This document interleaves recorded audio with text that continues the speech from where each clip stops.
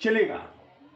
तो ये important question आपके लिए, सिद्ध कीजिए कि बाह्य बिंदु से वृत्त पर खींची गई स्पर्श रेखाओं की लंबाइयां तुल्य या बराबर होती हैं। तो ये हमारा एक वृत्त है और इस वृत्त का ये सेंटर है और यहां पर कोई बिंदु है P और P से खींची गई स्पर्श रेखा एक तो ये है। और भैया ये जो आपका वृत्त है, एक बार और मैं आपको व्यवस्थित बना देता हूं वृत्त, है ना। एक स्पर्श रेखा आपकी इधर से भी जाती है, ठीक है।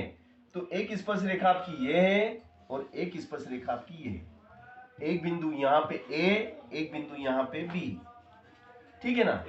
और ये इसका सेंटर है, ठीक है, ये इसका सेंटर बिंदु है। तो इसका ये कहना है कि ये इसका सेंटर और ये, ठीक है ना, ये। तो P बाह्य बिंदु है, AP और BP इसकी स्पर्श रेखाएं हैं, OA और OB इसकी त्रिज्या है। This is R, this is R, ये हमें दिया गया है। तो ये हमें इतना उसने दिया है और हमें सिद्ध क्या करना है, हमें सिद्ध करना है, हमें सिद्ध करना है, क्या सिद्ध करना बताओ तो। AP बराबर BP। वेरी गुड, सिद्ध करना है A से P यानी AP की लंबाई BP की लंबाई के बराबर होना चाहिए, AP बराबर BP। ये हमें सिद्ध करना भैया, यानी कि ये वाली और ये वाली लंबाइयां, दोनों रेखाओं की लंबाइयां बराबर हमें सिद्ध करना। दिया क्या है ये भी तो हमें लिखना पड़ेगा ना। दिया है P बाह्य बिंदु, P बाह्य बिंदु से, P बाह्य बिंदु से वृत्त पर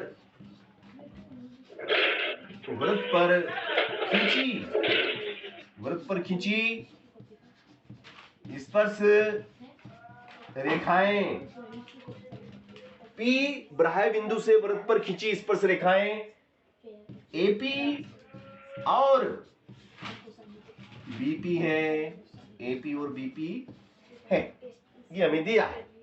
okay, don't worry, this is given and ये हमें सिद्ध करना है। अब इसमें एक चीज और आती है, रचना। इसमें आपको रचना भी करना पड़ेगी। रचना में आप क्या करेंगे, देखो ये हमने करा है, ये हमने मिला दिया ना, इसको इससे मिला दिया, इसको इससे मिला दिया और इसको इससे मिला दिया। तो हमने क्या क्या काम करा है, केंद्र O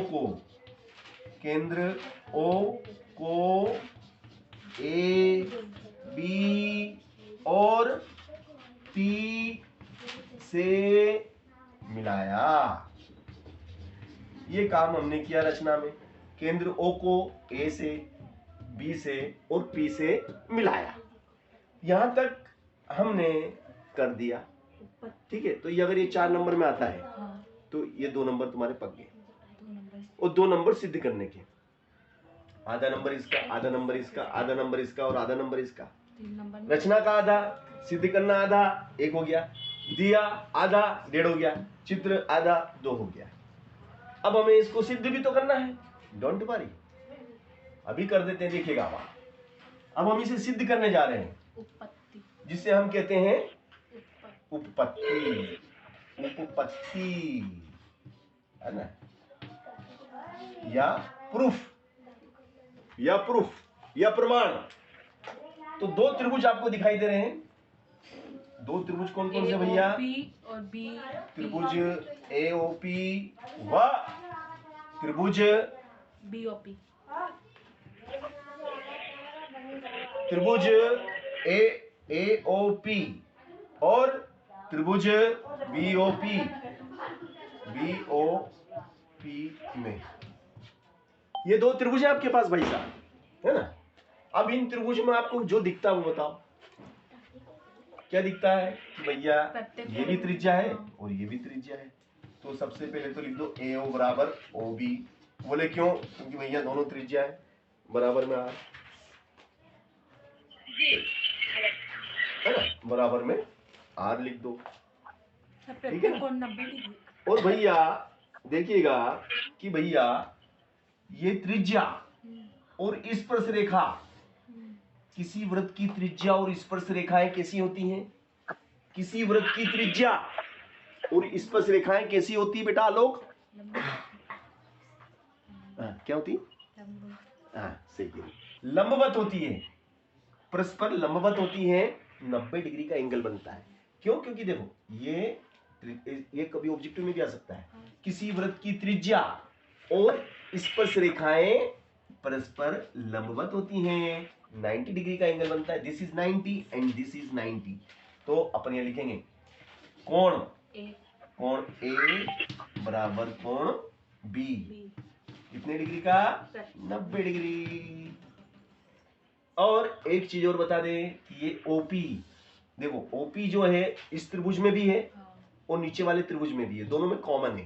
तो ये लिखेंगे ओपी बराबर ओपी। क्या लिख देंगे कोष्टक में? उभयनिष्ठ है। क्या लिखेंगे? अंग्रेजी अगर आती हो तो कॉमन लिख देना, अंग्रेजी में लिख दोगे कॉमन है या उभयनिष्ठ है। मैं तो हिंदी अच्छी आती है, हिंदी में लिखूंगा उभयनिष्ठ है। अब हम क्या देखते हैं भाई साहब, बताओ हम क्या देखते हैं? हम देखते हैं कि भैया ये तो भुजा है, ये कोण है और ये भुजा है, यानी कि भुजा फिर कोण फिर भुजा। तो भुजा कोण भुजा समरूपता से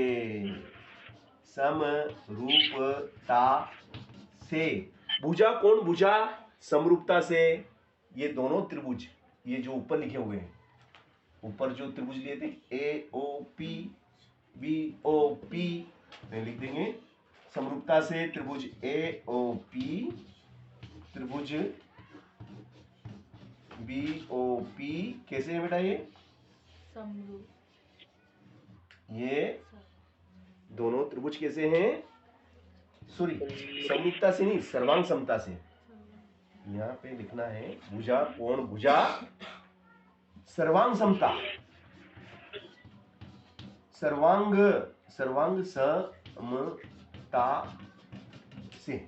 ये दोनों त्रिभुज कैसे हुए भैया? सर्वांग सम हुए। कैसे हुए? सर्वांग सम। नीचे बराबर में लाइन में डालेंगे। इसका तरंग का मतलब होता है समरूप। तरंग का मतलब क्या होता है? समरूप। और नीचे अगर आपने ऐसे दो लाइन और खींच दी तो वो हो जाएगा आपका सर्वांग समता। क्या हो गया ये सर्वांग समता है। तो ये त्रिभुज और ये त्रिभुज दोनों सर्वांग सम है। अब जब ये त्रिभुज सर्वांग सम है तो ये भुजा इस भुजा के बराबर है, ये भुजा ऑलरेडी खुद के बराबर है, तो ये तीसरी भुजा भी ये वाली भुजा इस भुजा के बराबर होना ही है। इसलिए AP किसके बराबर होगी? इसलिए AP बराबर VP इति सिद्धम। यही सिद्ध करना था। तो ये बहुत महत्वपूर्ण थ्योरम आपके एग्जाम की दृष्टि से थी जो मैंने आपको करा दी, क्योंकि ये परीक्षा में 100% आना ही आना है।